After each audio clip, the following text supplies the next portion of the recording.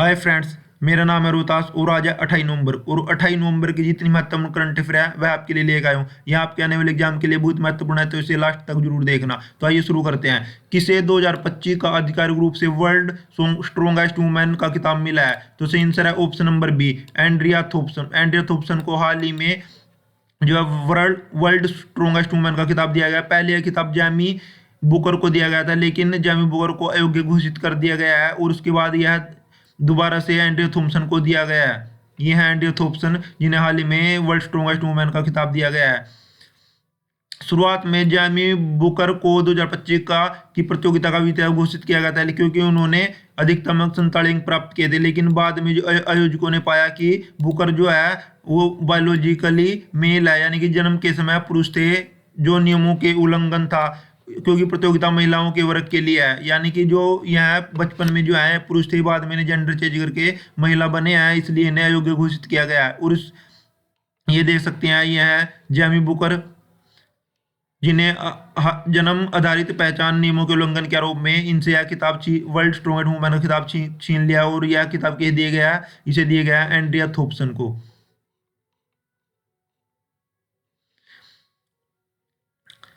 ICC men's T20 world cup 2026 के लिए brand ambassador निम्न में से किसे नियुक्त किया गया है?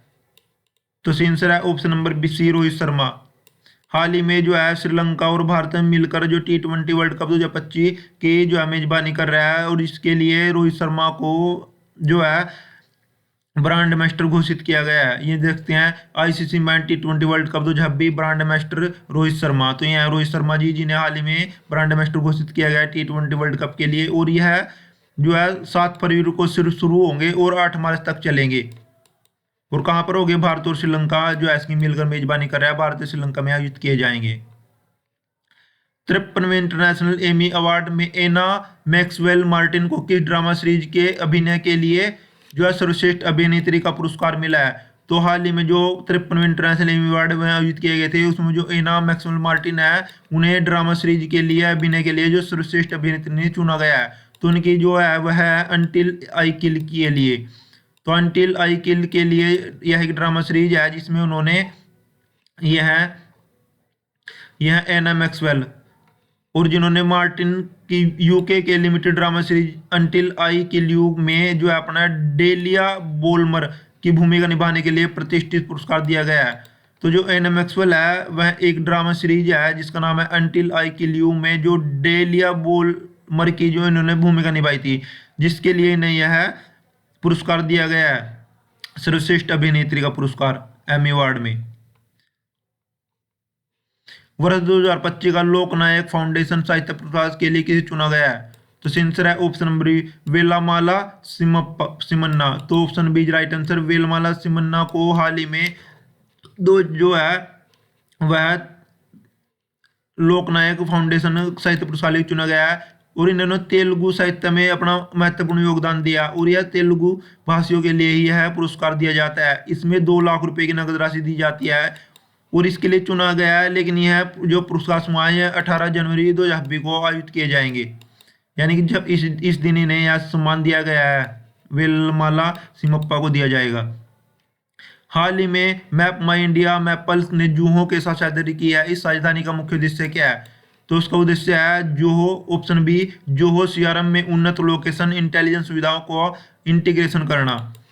मैप माई इंडिया और जोहो की यह साझेदारी भारत की पहली पूरी तरह स्वदेशी सीआरएम जियो स्पेशियल इंटीग्रेशन है, यानी कि यह पूरी तरह से स्वदेशी है। इसका उद्देश्य है जोहो सीआरएम के भीतर सीधे उन्नत लोकेशन इंटेलिजेंस जैसे मैपिंग, जियो कोडिंग, रूट ऑप्टिमाइजेशन आदि जोड़ना है, जिससे व्यवसायों को बेहतर ग्राहक विश्लेषण निर्णय लेने में मदद मिलेगी। डिजिटल कनेक्शन ने आंध्र प्रदेश के विशाखापट्टनम में कितनी क्षमता वाले AI native data centre campus स्थापित करने की घोषणा की है? तो हाल ही में डिजिटल कनेक्शन ने घोषणा किया है आंध्र प्रदेश के विशाखापट्टनम में 1 गीगावाट की जो है AI native data centre campus स्थापित करेंगे। तो कितने मेगावाट की? 1 मेगावाट की। और कहां पर? आंध्र प्रदेश के विशाखापट्टनम में। भारत और नेपाल के बीच संयुक्त सैन्य अभ्यास सूर्य किरण X1X 2025 के स्थान पर आयोजित किया जा रहा है। तो ये कहाँ पर आयोजित किया जा रहा है? तो यह पिथौरागढ़। तो कहाँ पर? Option number C item Pithoragarh में। पिथौरागढ़ कहाँ पर है? ये उत्तराखंड के है और उत्तराखंड के जो पहाड़ है वहां पर यह आयोजित किया जा रहा है। ये देख सकते हैं भारतीय सेना, भारत और नेपाल के बीच यह आए साल आयोजित किया जाता है और यह 19वां संस्करण है और यह 8 दिसंबर तक चलेगा। और शुरू कब हुआ था? 25 नवंबर को यह शुरू हो गया था पिथौरागढ़, जो कि उत्तराखंड में पड़ता है। और ये किस लिए है? जो भारत और नेपाल की सेना है उनकी रणनीतिक समझ और अंतर सेनात्मक सहयोग को मजबूत करने के लिए है अभ्यास किए जाते हैं। 2030 के कॉमनवेल्थ गेम्स की मेजबानी करने के लिए 26 नवंबर 2025 की शहर को औपचारिक रूप से चुना गया है। तो सही आंसर है option number B Ahmedabad, Bharat. Ahmedabad ने जो है मेजबानी है ना अबूजा, जो कि नाइजीरिया में है, इसे पछाड़ते हुए हासिल की है। यानी कि अबूजा भी इसके लिए दावेदार था, लेकिन भारत ने इसे पछाड़ते हुए अहमदाबाद ने इसे औपचारिक रूप से इसे कॉमनवेल्थ गेम की मेजबानी को प्राप्त किया है। तो ये देख सकते हैं जहाँ पर ये 26 नवंबर 2025 ग्लासगो में आयोजित कॉमनवेल्थ स्पोर्ट्स जनरल असेंबली में अहमदाबाद नाइजीरिया के अबूजा को पछाड़ते हुए यह मेजबानी हासिल की है। तो यानी कि जो 26 नवंबर 2025 ग्लासगो में आयोजित कॉमनवेल्थ स्पोर्ट्स की असेंबली थी, वहां पर अहमदाबाद ने इसे मेजबानी को प्राप्त किया और किसे पछाड़ते हुए प्राप्त किया? अबूजा, नाइजीरिया का यह शहर है, इसे पछाड़ते हुए प्राप्त किया है। आंध्र प्रदेश सरकार ने हाल ही में राज्य में कितने नए जिले बनाने की मंजूरी दिया, जिससे कुल जिलों की संख्या बढ़कर 29 हो जाएगी? तो सही आंसर है ऑप्शन नंबर 3।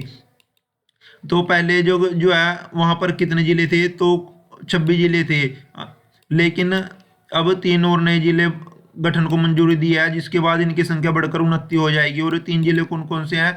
यह है पोलावरम, माक्कारपुरम, धनपल्ले। यहाँ 3 जिले जो है बनाए जाएंगे, जिसके साथ जो है आंध्र प्रदेश में जिलों की संख्या बढ़कर 29 हो जाएगी। और जो आंध्र प्रदेश के मुख्यमंत्री है वह है एन चंद्रबाबू नायडू, वहाँ के मुख्यमंत्री है। तो जिलों के नाम याद रखना, पोलावरम, माक्कारपुरम और धनपल्ले। और कितने नए जिले हैं? 3 बनाए जाएंगे, पहले 26 थे, अब 29 इनकी संख्या हो जाएगी। नवंबर 2025 में भारतीय वन्य जीव संस्थान WIA ने पूर्वोत्तर भारत से अफ्रीका तक अपनी लंबी प्रवासी उड़ान पर निकलने वाले कौन से पक्षियों की यात्रा को नजदीकी से ट्रैक किया है? तो आंसर है ऑप्शन नंबर बी आपापांग, अल्लांग और आहू। इन पक्षियों को जो है भारतीय वन्य संस्थान ने जो है ट्रैक किया है। तो और यह किस श्रेणी के आए थे? अमूल फाल्कन पक्षी आए, जो कि लगभग 150 ग्राम के छोटे बाज हैं। ये देख सकते हैं आप, ये हैं अमूल फाल्कन पक्षी, और यह अफ्रीका की ओर लंबी प्रवासी उड़ान भरते हैं शरद ऋतु में। किस ऋतु में? शरद ऋतु के दौरान। यानी कि पूर्वोत्तर भारत से शरद ऋतु के दौरान जो है अमूल फाल्कन, जिनका वजन 150 ग्राम है, छोटे बाज है, और यहाँ अफ्रीका की तरफ अपनी उड़ान भरते हैं। ये देख सकते हैं अमूल फाल्कन पक्षी। और इनके तीनों के नाम है अपापांग, अलांग और आहू। ये तीनों पक्षी हैं जिन्हें रियल टाइम ट्रैकिंग के माध्यम से मॉनिटर किया गया है। यह अभियान पक्षियों के अद्वितीय सहन शक्ति और दिशा बोध का उदाहरण प्रस्तुत करता है। यह साधारण से कम नहीं है, जो यात्रा है असाधारण से कम नहीं है। ये देख सकते हैं आप, जो आप पांग है उसने 6 दिन और 8 घंटे में 6100 किलोमीटर की दूरी तय की और मध्य भारत और अरब सागर को पार करते हुए यह तंजानिया पहुंचा है। यानी कि इन्होंने 6 दिन और 8 घंटे लगातार जो है यात्रा किया पापांग ने, और 6100 किलोमीटर की दूरी तय करके यह तंजानिया पहुंच गया। और जो दूसरा पक्षी है, दूसरे नाम का पक्षी है, वह अलांग है। उसने 6 घंटे 14 दिन यात्रा की और 5600 किलोमीटर के बाद वह केन्या पहुंच गया है। और जो तीसरा पक्षी है वह आहू है, और जिन्हें बांग्लादेश और अरब सागर को होते हुए थोड़ा अलग मार्ग चुना और 5 घंटे में 5100 किलोमीटर यात्रा करते हुए सोमालिया तक पहुंच गया है। तो यह पक्षी है जो है, तीनों नाम इसी पक्षी के हैं। यह 3 पक्षी थे जिन्होंने इतनी लंबी यात्रा की है। और यहाँ छोटे बाज हैं जिनका वजन जो है 150 ग्राम के लगभग है। तो इसी के साथ आज की वीडियो समाप्त होती है। उम्मीद करते हैं वीडियो आपको पसंद आई होगी। इसे लाइक करें, शेयर करें और हमारे चैनल को सब्सक्राइब जरूर करें। Thanks for watching. जय हिंद, जय भारत।